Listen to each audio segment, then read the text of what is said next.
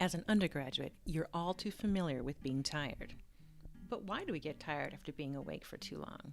Does something build up during our waking hours that dissipates during sleep? We don't know, but that doesn't stop us from naming it. Scientists call this unknown stuff the sleep homeostat.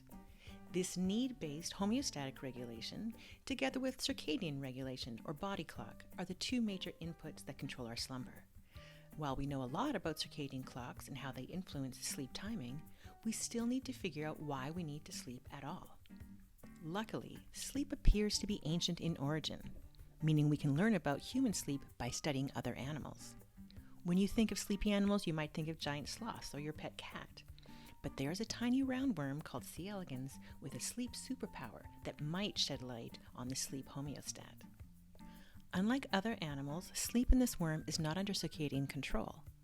This means that rather than waiting until nighttime, they can fall asleep as soon as they feel the need, making it easier for researchers to figure things out. So, what has the study of this worm revealed? Well, it turns out a surefire way to trigger a cat nap, or a worm nap, is to damage them. For example, if they're given a tiny cut on their worm tail, they'll fall asleep as soon as they get away from danger. This reveals that in C. elegans, and probably in other species as well, cellular damage promotes sleep. Now the question is how? Luckily, C. elegans happens to be a great genetic model organism, meaning we can learn how it works by breaking its genes. We can induce mutations in worms as they're reproducing, and then look for progeny that have lost the ability to sleep. With a few tricks, molecular genetic tricks that is, we can convince these mutants to show us the relevant genes.